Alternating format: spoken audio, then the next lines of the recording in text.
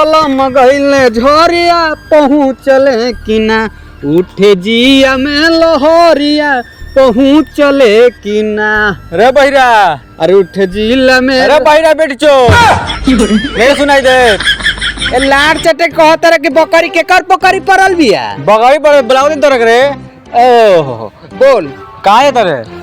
अब पढ़े जाता नी कहाँ पढ़े तेरे? ट्यूशन बक्सर सही में सोई मेरे पापा को पढ़ी बैठी लेंगे ना तोर जरी लाइकी पादर इस की पूरा बसा जाला। ए चल पादे का तोरा के बैठी लेंगे ना तोर जरी। अरे ओ कनी के करी बेटी तो बातें न पूछ वो सड़ी सब करान जा रे करेली से गलती आ कहेली से सॉरी आ करेली से गलती आ कहेली से सॉरी आ पापा के परी आ लाड चट के मरी। ए चल चल चल जो जो पढ़े जो ना ना जो पढ़े जो The next day. अरे काहे रोते रे अरे बहिरा काहे रोते रे अरे भोसड़ी वाला काहे रोते रे ए मादर चोत काहे रोते रे के कर भैंस पाल खइले भी अरे पाल नहीं के खइले काहे रोते रे ओ हम रोवत नहीं की आत्मा के शांति पाना होता नहीं हमारे एगो बड़ भाई रोला तोरे खानी बोल ले माई के भुला गई लड़के के प्यार में माई के भुला गई लड़के के प्यार में अब घर मरवावता 300 के रोजगार में करो हथाना खराब कम। अरे भाई तो अनी का मत करिए तो माई बाबू के कबो मत भूले लो ना तो ध के हम पैदा होई समझ लो। The next day. ए पे काबा है ना सुन आ है ना का भैया जी अरे आजकल देखा तो घूमत रहे प्रोग्राम नहीं मिलत का तोरा के आजकल प्रोग्राम छोड़ देले बनी रंगबाजी करतनी हां ये ले रे।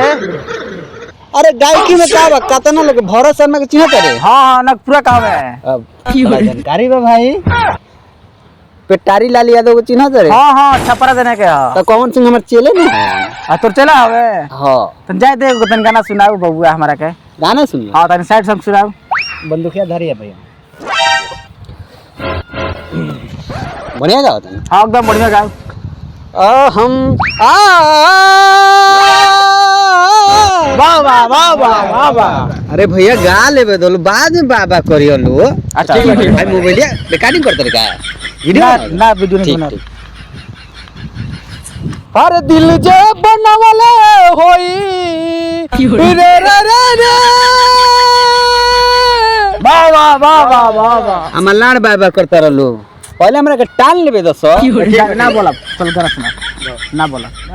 अरे दिल जे बनवले होई अरे पागल नु होई अब बाबा हमार बात करिए बाबा करो ना वाह वाह वाह।